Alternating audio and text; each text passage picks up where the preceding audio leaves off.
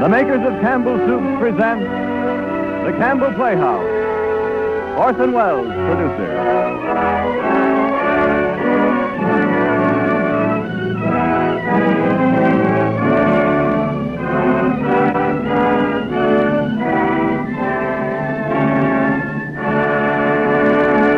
Good evening. This is Orson Welles. Tonight, Miss Helen Hayes joins us again in the Campbell Playhouse, and our story is Liliom. When Molnar wrote this incredibly beautiful and beautifully incredible little fantasy, it was at first received with a general bewilderment which I hope we won't revive tonight. Nobody knew what to make of Liliom, which was a straight-faced account of a carnival man who stole a star out of the blue heavens and came back from the dead to give it to a child. The piece was withdrawn, which seems understandable, and you wouldn't be hearing it now if it hadn't been tried again 10 years later.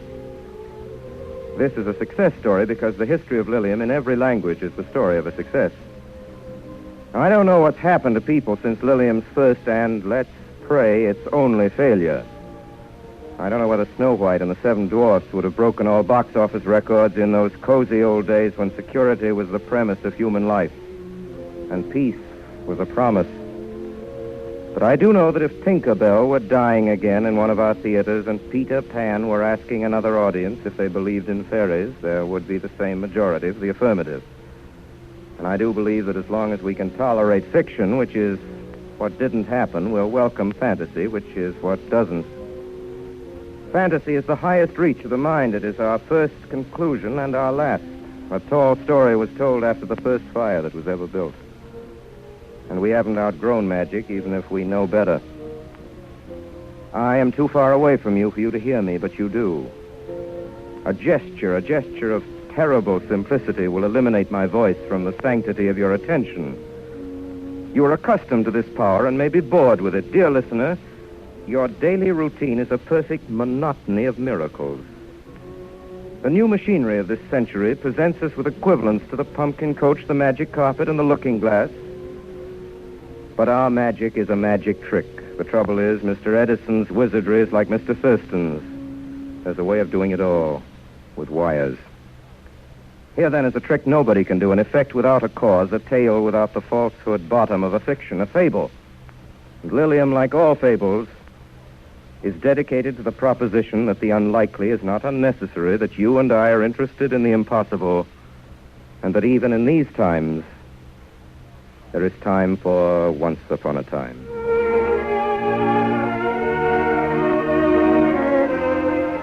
Now, before our play begins, Ernest Chappell, I know, has a comment to make on a food preference of most people. Mr. Chappell?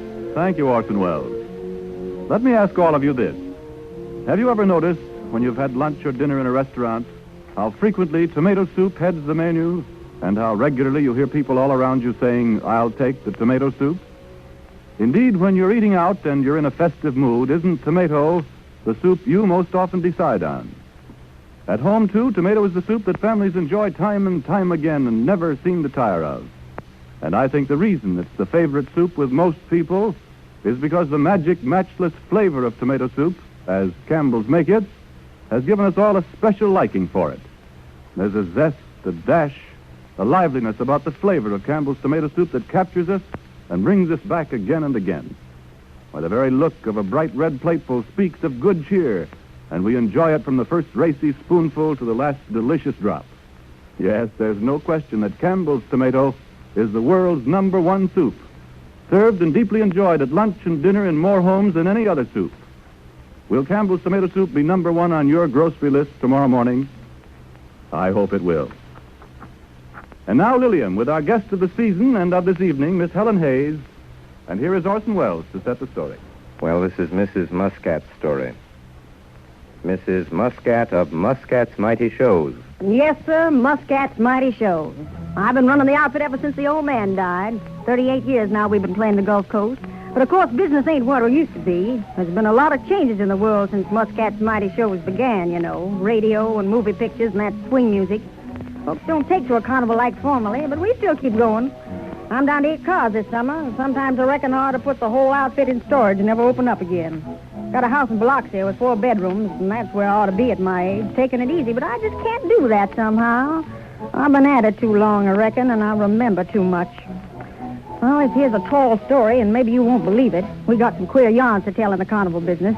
Ghost stories like, things that couldn't happen but did. Like the time Pete Bonaventi of the Daring Bonaventis, that's the aerial act, did a back double and a half to a trapeze that weren't there. But they all seen it there, everybody. And later they remembered the catcher they seen was old Papa Arturo that Pete dropped 6 years before and killed somewheres in Georgia. Well, sir, this here's about a fella that come back from the dead, too. Just for one day. And everybody saw him, too. At least Julie and I did, like they saw old Arturo. But this yarn ain't unhappy like the other. It's just kind of queer and hard to figure unless you knew Liliom like Julie and I knew him. He was bad. That's the word for Liliom. Bad. But he had a way with him. Well, I guess he didn't mean to steal that star. He just couldn't help it. And then, you see, he never did give Julie nothing when he was alive. He didn't give nothing to anybody. He just took. Well, I guess that's what he did in the other place. He just took that star. Mine, it was a real star, not tinsel like a star on a Christmas tree or silver like the one the sheriff carries, and it weren't like one of our prizes from the stands. It wasn't just flash. Flash is a word we use in the carnival for stuff that looks good to the rubes and makes them want to spend the money winning at flying darts or tossing rings at the pitches. Something they wouldn't buy in a store for half a tenth of what they spend trying to get free. Oh, no, sir, this star wasn't flash. It was real. A star like you see up there in the sky. I saw it, and I know. He had it in his pocket, wrapped up in an old dirty handkerchief. He had his back turned, and I saw him open it up and look at it quick, just to make sure it was there. He was right by the weight-guessing machine. And when I walked up to him, he was gone. Understand he'd been dead 12 years. Yes, sir, he was the fastest pitchman I ever had. Pitchman is another word of ours in the carnival. It's the fellow who talks you into throwing the darts or pitching the rings or maybe getting your weight guess. A fast talker. A good one's the best thing we've got in the carny. That's the best thing we got anyhow. Talk to me and put the hand down in the pocket and bring out some more change. And Liliom could talk the last nickel out of anybody, especially the girls. I beg pardon, you want to hear the story, of course. Well, sir, here's how it happened. It's a kind of love story. Not mushy, but there's love in it. Real love. I admit I was crazy for him myself. I was younger then, so was Julie. She loved him right off. And I guess in his way, Liliom loved Julie. Guess that's why I come back from being dead with that star he'd stole out of the blue sky. But I don't know. It all begun in a bit stand where Julie come from and where Liliom met her. I remember how mad I was. Mad at little Julie and that Maria pal. Moon calfing they was, the both of them, around Liliom. Go on, get out! Come on, Julie, run. Run, what do I want to run for? Nobody's scared of that old Go on, get out. See, I can take a lot I can, but when a girl starts carrying on the way... Why don't you go on and sell your old tickets and leave us alone? What's going on here? What's the trouble? What's she done? What she done, Mr. Liliom? She's been uppity with me, and I pulled out, that's what. Mr. Liliom, if I come to your stand and pay you to guess how much I weigh, will you throw me out? Sure I shall if I feel like it, and if I don't, I won't. There you are. You see, Julie? Thanks, Mr. Liliom. I guess I can hug a girl a little when I'm guessing her weight if I want to. Listen here, little girl. You come to my stand any time you feel like it. Come every day if you feel like it, you and your girlfriend. And if you haven't the money, I guess you wait for nothing. Maybe you think I can't throw you out. No, you can't. I can fire you anytime I feel like it, just like that. Well, it seems like you feel like it right now. That's fine. I'm fired. You're a fool, you are, Liliom. Letting a no-account little country girl lose you the best job you'll ever hope to have. Mr. Liliom, I don't want to get you in any trouble. Then get out of here, quick, before I get... Hey there, Mrs. Muscat. Get away from there. Leave that girl alone. If I ever get my hands on her... You what?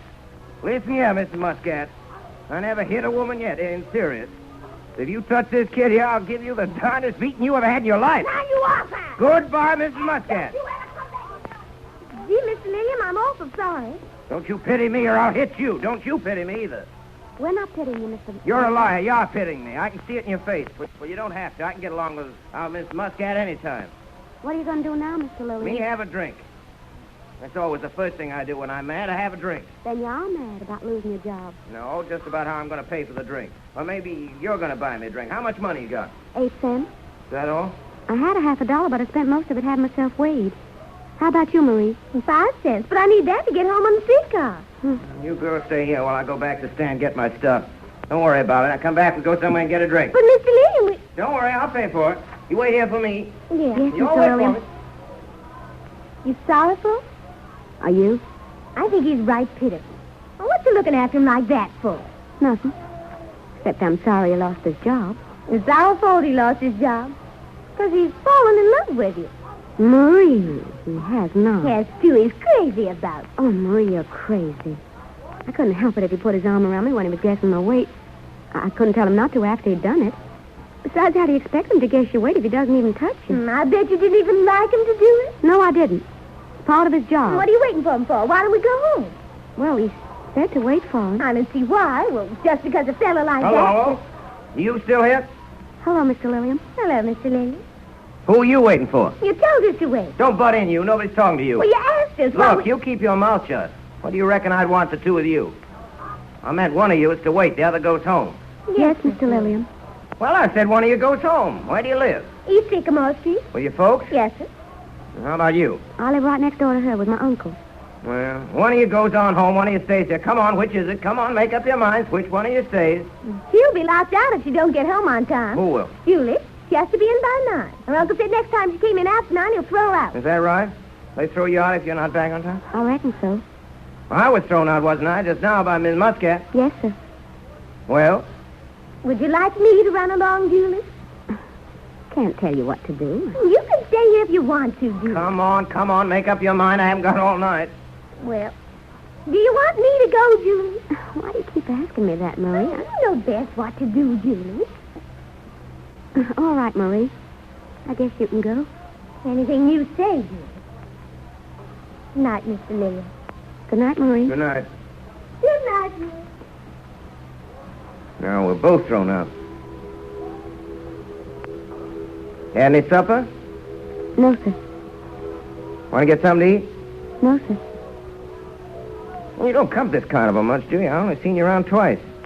You been here more than that? Oh, yes, I've been here every night since you opened up. Did you see me? Yes. Know I was Liliom? Yes, they told me. Say, you got a sweetheart? No. Yeah, don't lie to me like that. I hadn't, honest, Mr. Liliom. If I had, I'd A tell you. genuine lying trick you are, sister. I ought to walk out on you. Oh, you're mistaken, Mr. Liliom. I hadn't ever had one. Honest. Oh, why don't you try and stop kidding me? Why won't you believe me? You're just staying here with me the first time I asked you. You know your way around. No, I don't, Mr. Liliom. You would have been so easy if you hadn't done it before. Honest, Mr. Liliom. Well, what are you staying for anyway? So you wouldn't be left alone. Alone? Oh, you must be loony. I don't have to be alone. I can get all the girls I want. Not carnival girls either. I know. What do you know? That all the girls are crazy about you. But that's not why I stayed. I stayed because you were so good to me when Mrs. Muscat tried to throw me out. Well, then, suppose you go home now. I don't want to go home now. What if I beat it and leave you sitting here? I wouldn't go home. That's him, all right. Right away on so to the long. girl. I know as much. Oh, Mr. Liliom, look. I The see. sheriff, he's coming over here. I don't know. It's hanging around the carnival looking for trouble. What is it? So, up the old tricks, huh? Who, me? What's your name? You ought to know it by now in this one-horse county. Sheriff, he hasn't done Keep anything. still, kid. We ain't gonna eat you. What are you hanging around here for? Why don't you just stand where you belong? Your business. What's your name, miss? Who, me? I know her, Sheriff. She lives up on Sycamore Street with her uncle. Why aren't you home then? I'm not doing anything wrong. I just came out to the carnival. Well, carnival's over for the night, miss. Yeah, and if I was you, I wouldn't be hanging around with no show folks. We know this one.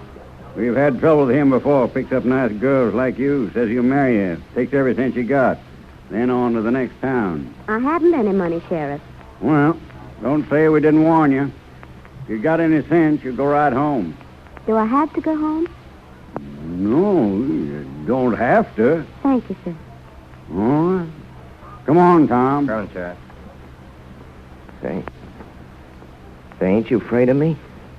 Sheriff told you what kind of a bad fellow I was. Said I'd take your money. Why, you couldn't do that. I hadn't got any. But if I had some, I'd give it to you. I'd give it all to you, You would? if you asked for it. Did you ever have a fellow you gave money to? No, Haven't you ever had anybody in love with you? no, Are you in love with me? no, Mr. Liliom. Then why do you stay here? Do you want to marry me? You? That scared you, didn't it? You're thinking what that sheriff said. You're scared. No, I'm not, Mr. Liliom. I didn't listen to what the sheriff said. But you wouldn't have the nerve to marry somebody like me, would you? If I loved somebody, it wouldn't make any difference to me what he... Even if I died for him. Then you'd marry a fellow like me? Yes, I would. If I loved you, Mr. Liliom. Well, you just said you didn't love me, didn't you? Why didn't you go home then? Too late now. Locked out? Yes. You know what I think?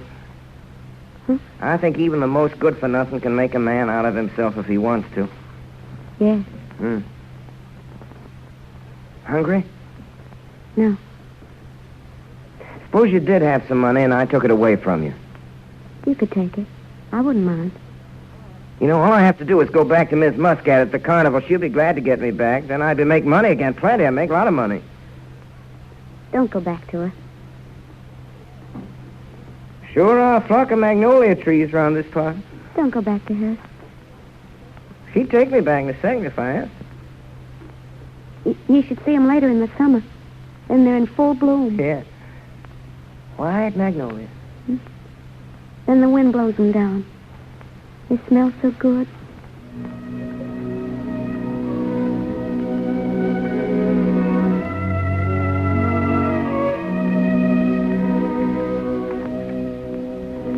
Business was good in the South that summer, even after I fired Liliom. Yeah, business was all right. Well, we don't route Muscat's mighty shows to play a stand twice in one season. It isn't considered good business. But I got to admit, 3 months later that same year, we was back in that same town. I told you before I never been in this business for money. Who's that? Good morning. Is Liliom home? No. Gone out? He hasn't come home yet. He's not come home yet. Well, I'll wait for him. I think you remember me. I'm Mrs. Muscat. From the carnival, I remember. Not home yet, huh? I'll wait if you don't mind. Just as you like. When you leave, how long has he been gone? Since yesterday. Oh, he'll be back any minute now. That's fine. I'll wait. You think he'd be ashamed to let his wife live in a place like this? 3 months and he ain't even turned a finger to work. Who told you that? Oh, you know how news gets around. That's not all I heard. I heard he was in jail last week. But they let him out right away. Well, it's not the first time Liliom's been locked up. Why'd they let him go? Because he hadn't done anything wrong. Maybe he's doing nothing wrong when he beat you. Who told you? Oh, he's a bad one, that Liliom. He always was. He's not bad. Not really bad. He gets wild sometimes. But then he's gentle, too, sometimes. Last night, just before I went away, he was gentle. The wind was blowing from over the carnival, and we could hear the music of the merry-go-round, and I don't know, something came over him, and then he was very gentle. Did he say anything? No, I didn't say anything. He just sat there, very quiet, and his eyes staring straight ahead of him. Thinking about you? I don't know. I'll tell you what he was thinking. He was thinking how he missed the carnival and 3 square meals a day and money every Saturday and girls waiting at every town all crazy for him. Hello, Liliom.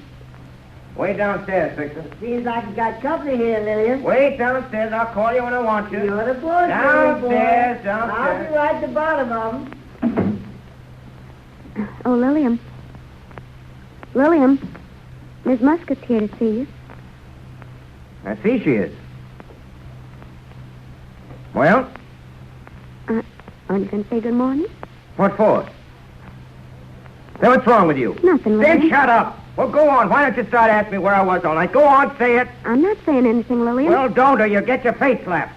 Liliom, Mrs. Muscat's here. I can see Mrs. Muscat. Why don't she speak up if she got something to say? What do you want, Miss Muscat? What do you suppose I want?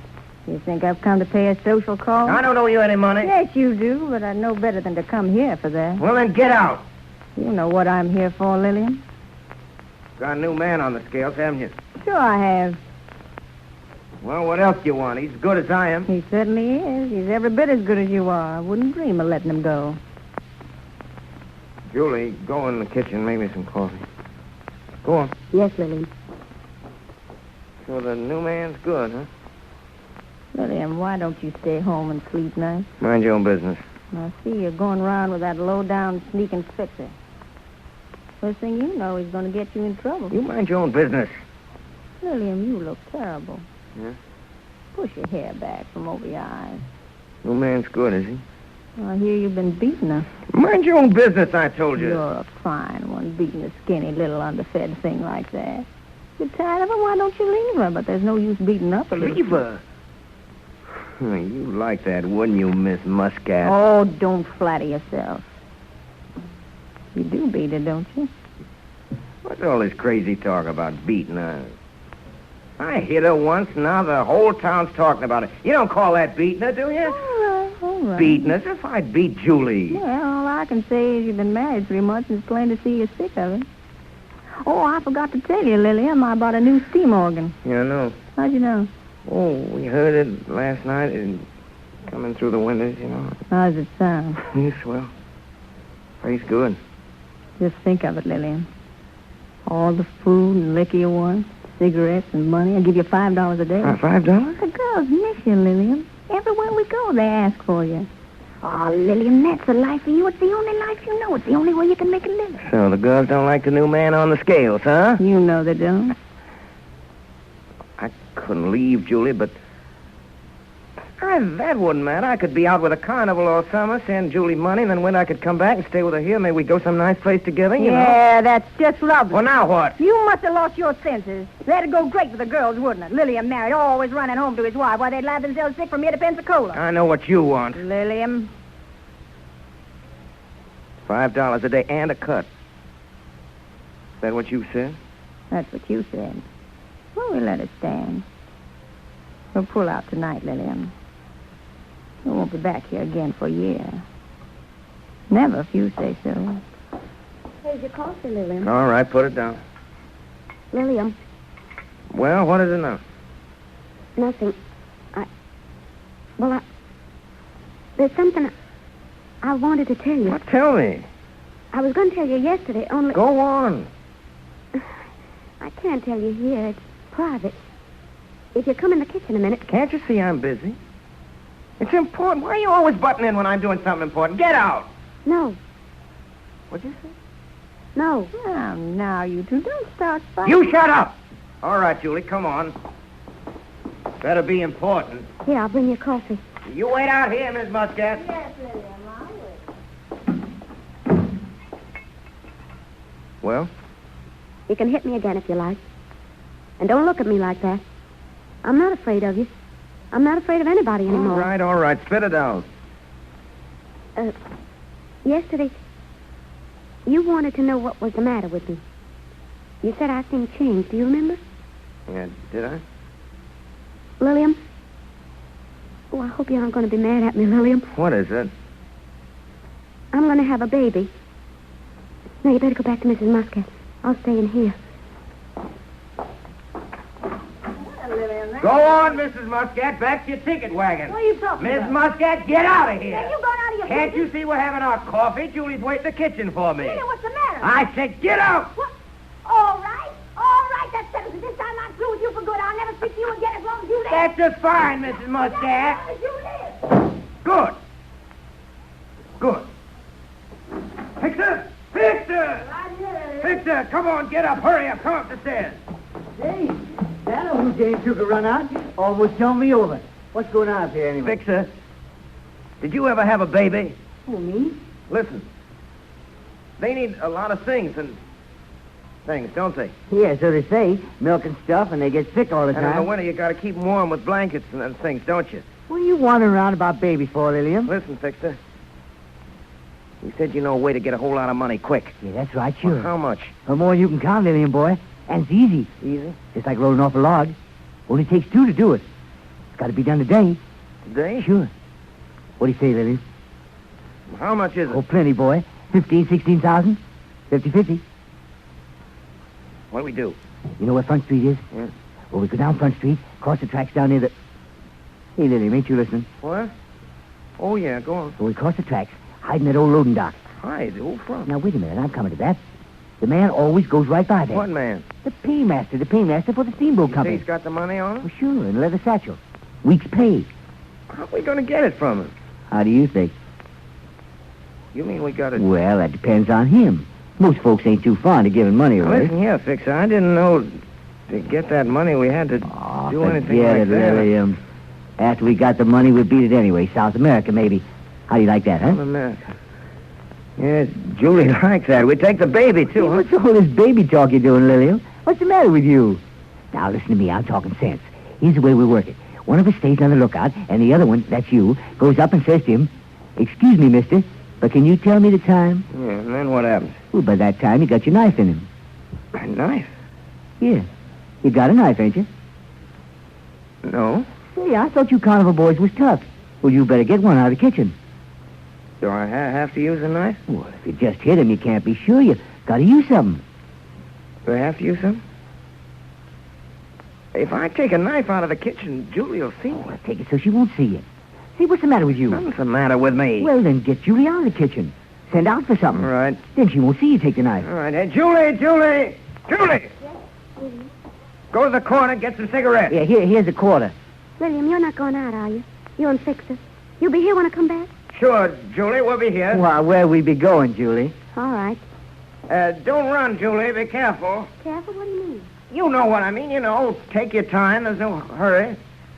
Sure, I know, Liliom. Thanks. Goodbye. Now, go on, hurry. Get that knife. All right. You got it? Yeah, I got it. All right, let's go. Hey, what are you staring at like that? I'm not. I'm thinking. Well, don't. Come on, before she gets back. Yeah. Now, where's the knife? Right here. I got inside Well, here. put it on the other side, over your heart. It's easy to get at. This way? Boy, that's some knife, all right. Hey, put it away under your coat quick. Let's go. Yeah, here, Liliom. Hey, your cigarette. I thought you weren't going out. Come on, Liliom. It's getting late. Where are you going? Please stay home. It's going to rain soon and you'll get wet. It ain't gonna rain. Stay home, Liliom. Marie's coming over this afternoon. Don't you want to see Let's Marie? go, Liliom. Listen, Liliom, stay home. Marie's bringing me some money. You can have it, all of it. We're just going for a little walk, Julie. We'll be right back. Liliom, don't go. I'm not angry with you anymore for hitting me. Liliom, what's that under your coat? Get out of my way! Liliom, don't. Don't go, Liliom. Liliom! Liliom!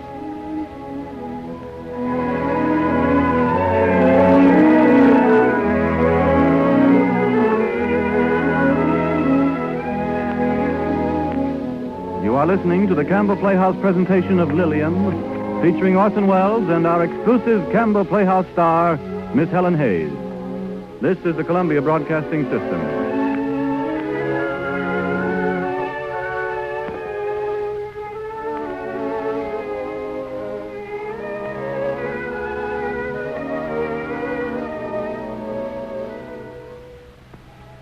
This is Ernest Chappell, ladies and gentlemen, welcoming you back to the Campbell Playhouse. In a moment, we shall resume our Campbell Playhouse presentation of Liliom. But first, I'd like to remind you that not so very long ago, women had to make their own soup. It was usually a long and tedious task, but they knew that good soup is something that families enjoy having regularly, so they devoted long kitchen hours each week to tending the soup kettle. But then a change came, a change that has been welcomed in countless homes. One by one, women tried Campbell's soups and compared them with their own. They knew these soups must have been made in the true home way. They saw how much the family enjoyed their fine flavor. And thoughtful husbands said to wives, with all you've got to do, I wouldn't spend time anymore making soup, not when you can buy good soup like this. So tonight I'd like to ask you, are you still making soup at your house? If so, I'm sure it must be because you haven't tried Campbell's soup. Won't you do that? Try, for instance, Campbell's tomato soup, a rich puree of luscious red ripe tomatoes and delicate seasoning. Or try Campbell's vegetable soup with its rugged beef stock and 15 different garden vegetables. If you will, I sincerely believe your family will urge you, too, to give up making soup and serve Campbell's soups for their convenience and fine flavor. Now we resume our Campbell Playhouse presentation of Liliom, starring Helen Hayes and Orson Welles.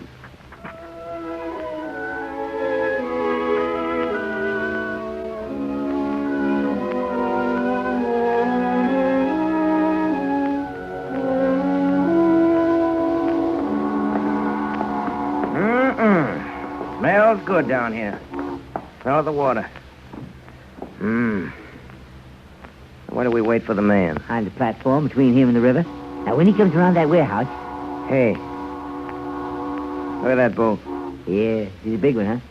I wonder where she's going. Europe, China, South America. You ever been on a ship, Liliom? No, but I will be someday, maybe. Maybe soon. Julie and me, huh? Look, you can even see her name, Eastern Princess. She's a princess, all right, all white and long, shiny. How'd you like to be sailing on it? Boy. Got to have money for that, though. Plenty of money. Mm-hmm. Kind of paymaster's got in his satchel. You know what I heard? People on them boats, they sit up there on the deck all day long in long cushion chairs right out in the sun. What do they do? Oh, they don't do nothing. You just sit there, read the newspaper, smoke big cigars. Every now and then a waiter brings them a drink. That's what they say. Boy. For that kind of life, you got to have money, though. The whistle. Yeah, 6 o'clock. Won't be long now. Come on now. What are you going to say to the man? Well, let me see. Excuse me, mister, have you got the time? Hey, that's fine, Liliom. Yeah. Well, why don't he come? Oh, take it easy, Liliom. He'll be here after a while. Hey, how about a little game of dice while we wait? All right, got some dice? Well, let me see. Yeah, here's a pair right here. Got any money? Sure, all right, let's see. 10, 25, 32, $1. I got $1.11. Oh, put it up then. Well, how much? Shoot it all. Right. Here they come.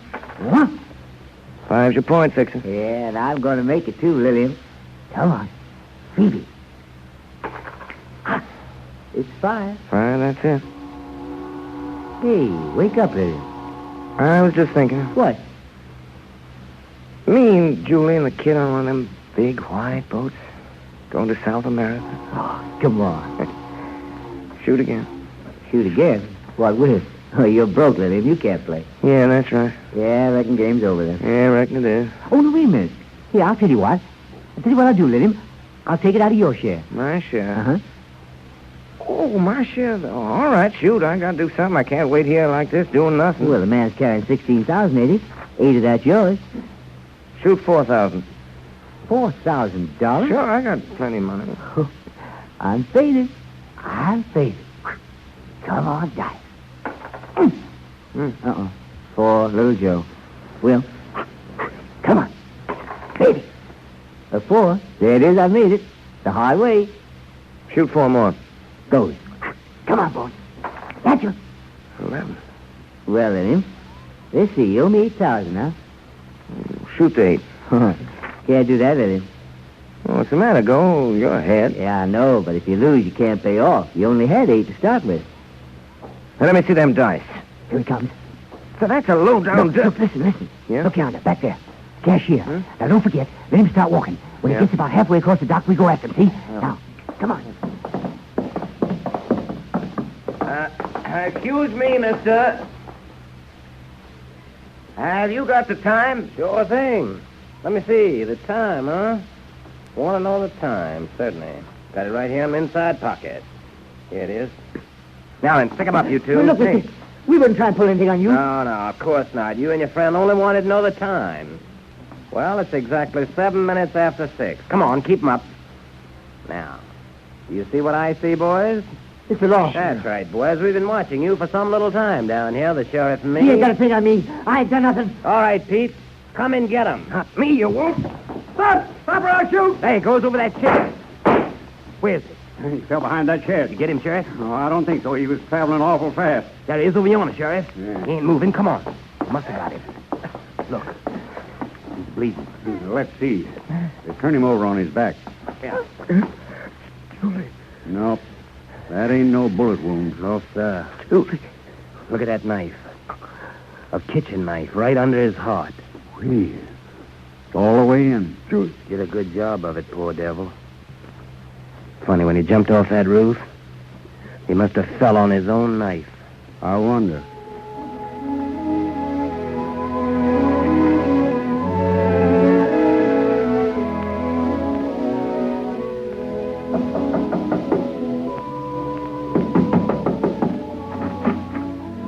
Are you the lady of the house? No, just a minute. I'll call her. Julie! I'm afraid there's been a bit of trouble, ma'am. Julie! What is it, Marie? What's happened? Anything? Are you the lady of the house? Yes. I'm sorry, lady. All right, well, stand down right there. Easy. Oh, we've got to get a doctor. Save your money, ma'am. Hold on, sir. Are you his wife? Yes. Julie. Sign here, please.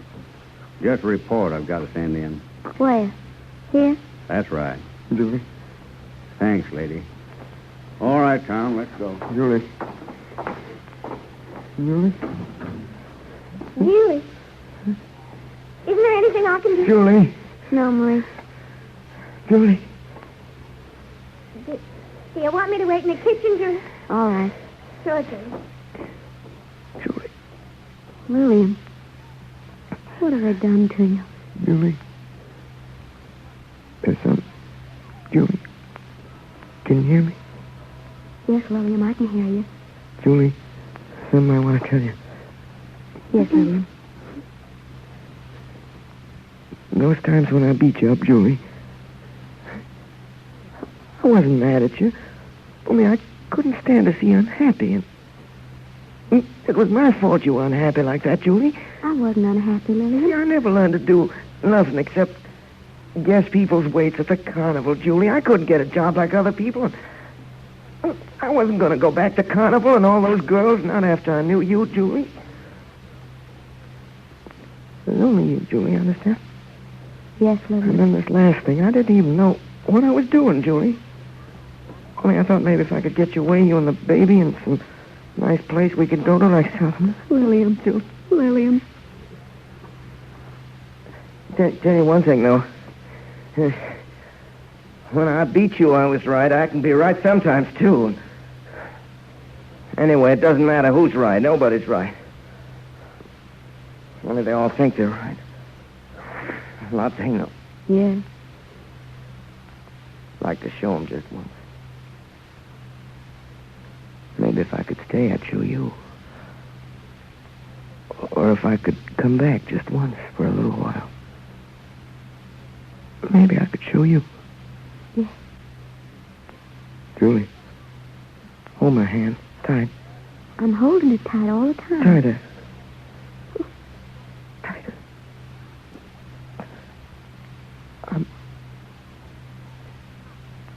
Julie.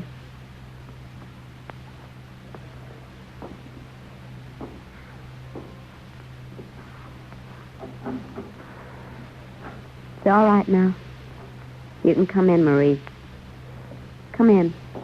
Julie, Mrs. Muscat's here from the carnival. She's waiting outside in the kitchen. Julie. Yes, he's dead. Yes, thank you. Oh, don't be mad at me, Julie, but honestly, it's better this way. Honest it is. Yes. A good man don't beat a woman, Julie, the way he beats you. No. You know what I think? I think he's better off, and so are you. Yes. Honest, Julie, you're still young. Yeah. Julie, a little while from now, you'll have forgotten all about him. Am I right? Yes, you're right.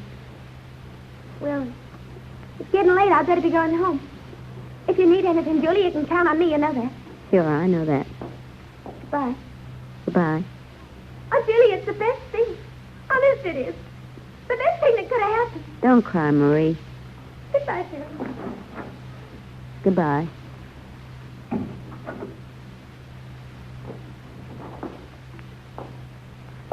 You mind if I come in? Hello, Mrs. Muscat. I heard what happened. Would you mind if I looked at him? No. There he is.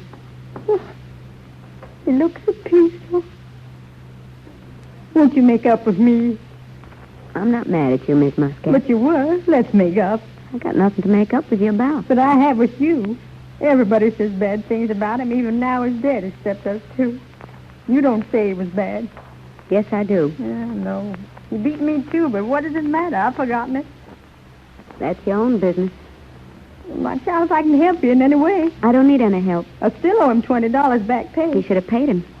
Well, now that he's dead, I thought perhaps it'd be the same if I paid you. Got nothing to do with me. Please don't think I'm trying to force myself on you. We two are the only ones on earth who loved him. That's why I thought we ought to stick together. No, thanks. But then you couldn't have loved him like I did. No. I loved him better. Yes. Well, goodbye. Liliom. Sleep, Liliom. Sleep. You bad, wicked, unhappy, darling boy. Sleep peaceful, Liliom. They never understand how I feel. I can't even tell you. Not even you how I feel. You'd only laugh at me. Oh, no. No, you won't. You can't hear me anymore. You bad, bad boy. I love you. I never told you before. I couldn't tell you before. But now I've told you. I love you. I love you. I love you. Please, Liliom, please.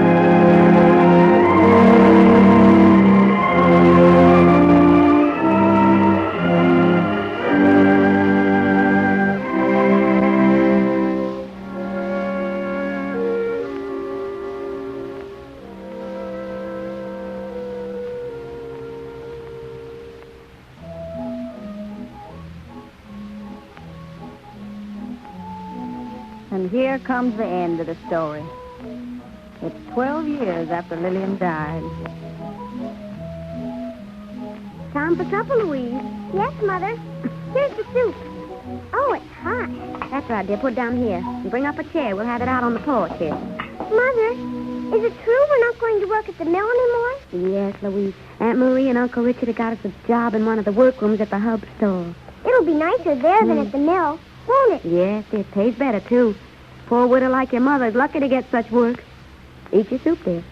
Mother, look. What's the matter? Look, that man there in the yard. Well, Louise, I don't see anything. There in the shadow of the maple tree.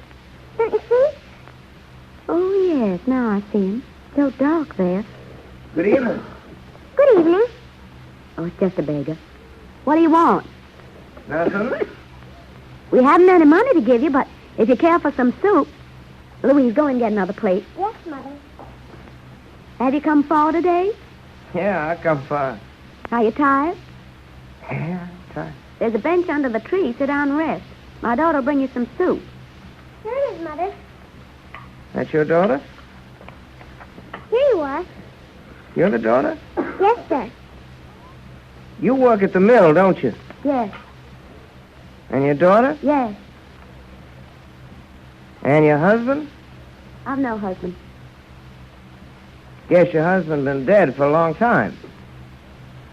Has your husband been dead a long time? A long time. What did he die of? No one knows. He went to South America to work, and he died there. I never saw my Went father. to South America. Why do you ask so many questions? Did you know him? I don't know. I've known so many people. Maybe I knew him. Well, even if you did know him, you can leave us alone with your questions. He went to South America and died there. That's all there is to tell. All right. Don't be angry with me, ma'am. I didn't mean any harm. My father was a very fine man. Don't talk so much, Liliom. Well, sure does a child can say that about a father. My father could juggle so well with 3 ivory bulls. The people used to advise him to go on the stage. Who told you that? Uncle Richard. Who's that? He owns the hub store here in town. The one who used to be Marie's sweetheart? Do you know her, too? You seem to know the whole town. Oh, they're a long way from being the whole town. He was a friend of my father's. He wasn't his friend. No one was. Talk of your husband bitterly, ma'am. What's that to you? Doesn't it suit you? I can stick my husband any way I like. Nobody's business but mine. Sure, it's your business. Mother, maybe he knew Father, too. You can ask him if you like. Did you know my father? Sure, I knew your father. You know him? Oh, who, Liliom? Sure. Was he really such a fine man? I wouldn't exactly say fine, no, but He was a very good man, wasn't he? he wasn't so good either. As far as I know, he was what they call a pitchman in a carnival. Did he tell funny jokes Oh, sure, and he sang funny songs, too. in the carnival? Yeah, and did card tricks. He was kind of a bully, too. He even hit your mother once. That's a lie. It's true. Aren't you ashamed to tell the child such awful things about her father? You get out of here. Eats our soup and bread and then lies about our dead. I didn't mean to die. What right are you to tell lies to the child? Take his plate, Louise, and let him go. So he didn't hit you, ever? No, never. He was always good to me. And he did tell funny stories, too, didn't Oh, he? sure, very funny Louise, story. you stop talking to him. Go away. You'd better Oh, go. wait a minute, miss. Wait a minute. I got a little present here for you. No. Go away. Well, what's your hurry? Take a look at what I got for you, miss. Look, it's shiny and bright, see? I bet you never seen one of these before, miss. Not the real thing like this one, huh? I wrapped it up in my handkerchief for you, miss, so it wouldn't get dirty. Oh, Mother, it's a star. Louise, don't take anything from that man. He probably stole it from somewhere. Go on now. Get out. Get out of here this minute. What's the harm giving the kid a little present? Go away. Oh, please, miss, please let me stay just a second till I explain about this Go present. on. Get out. Oh.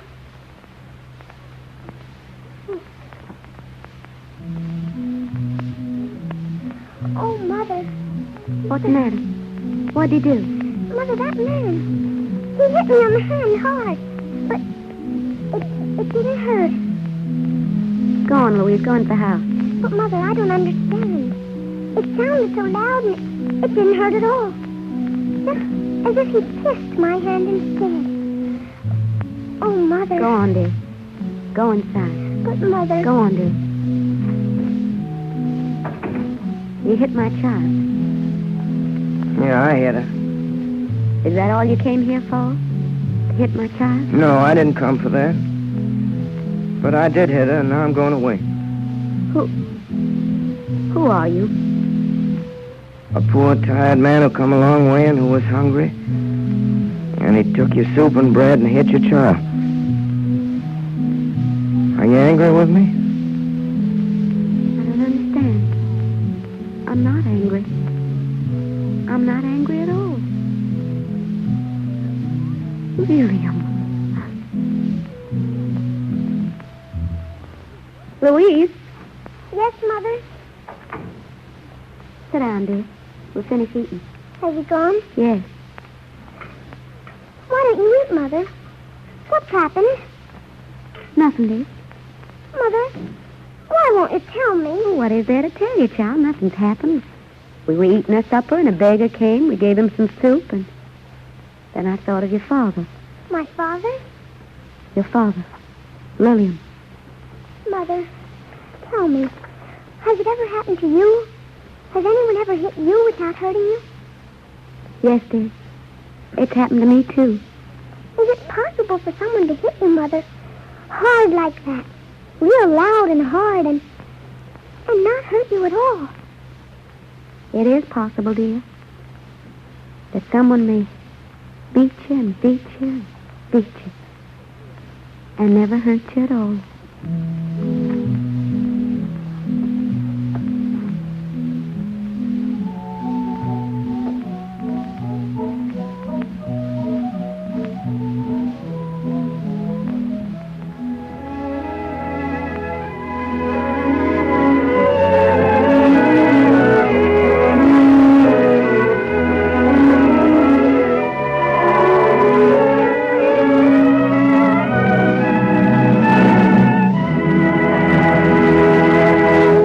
You have been listening to the Campbell Playhouse presentation of Liliom, starring Orson Welles and Helen Hayes. In just a moment, Mr. Welles will return to our microphone with Miss Hayes. In the meantime, may I tell you why it is that when you think of soup, you're pretty sure to think first of Campbell's tomato soup?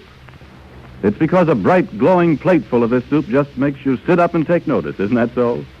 Its aroma invites you, and as you sip spoonful after spoonful, there's a real thrill in its flavor. A flavor that only superb tomatoes and a choice recipe can create. I've spoken of the tomatoes that Campbell's use. Specially cultivated, these tomatoes have glorious, deep color and are extra luscious in taste. This year, they've been exceptionally fine, and you'll enjoy the flavor of these fine tomatoes now in Campbell's tomato soup, along with a delicate seasoning and golden table butter Campbell's add to make it deliciously rich and smooth. And when you serve Campbell's tomato soup, please remember that you can vary it by adding milk sometimes instead of water to make a tempting cream of tomato.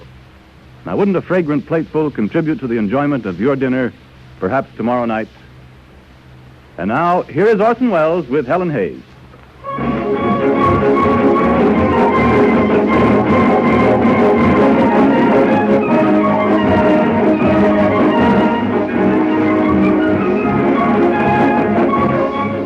Ladies and gentlemen, once more, it is my great privilege to bring you our star and guest of the season, Miss Helen Hayes.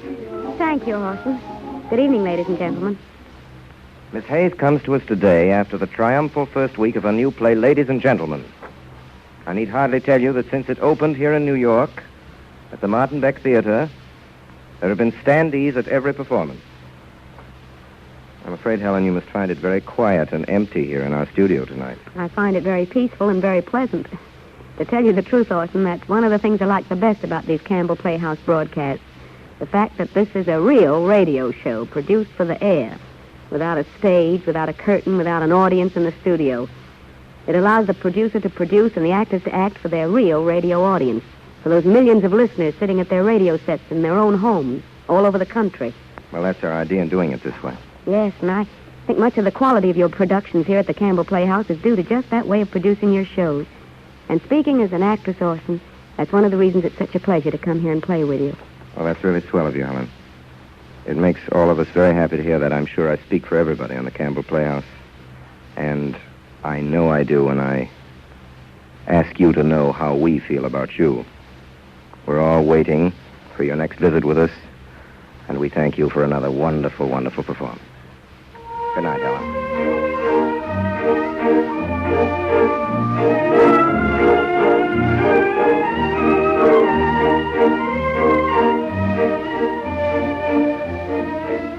Next week, ladies and gentlemen, we bring you a great American actor in what I sincerely believe to be one of the great American books.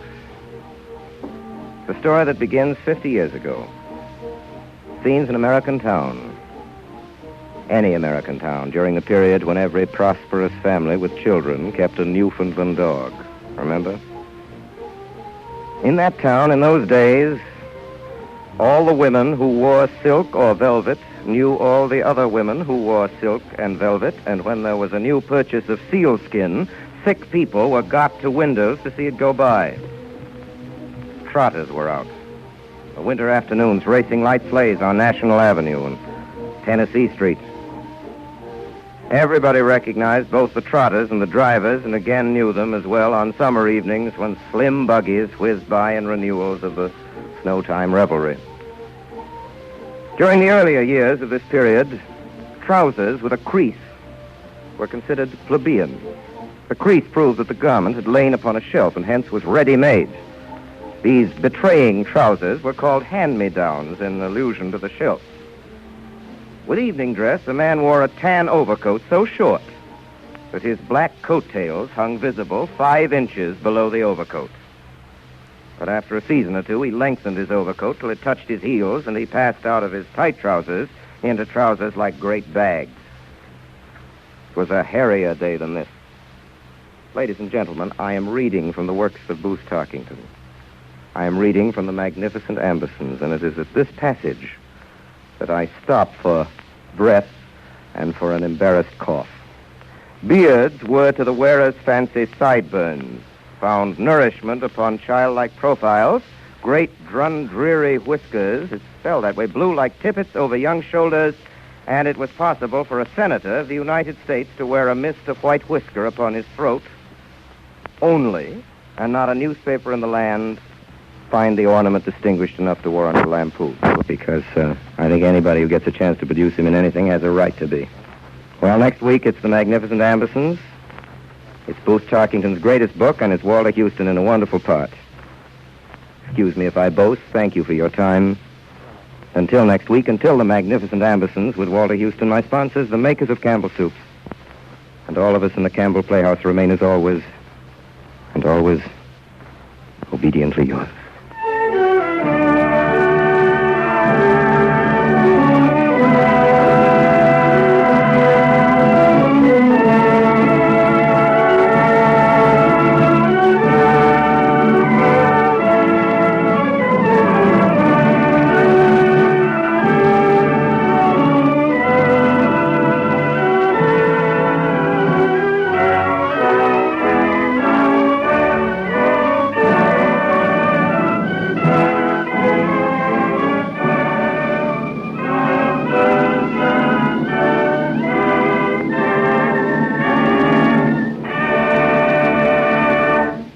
Tonight's Campbell Playhouse production of Liliom, the role of Julie was played by Miss Helen Hayes.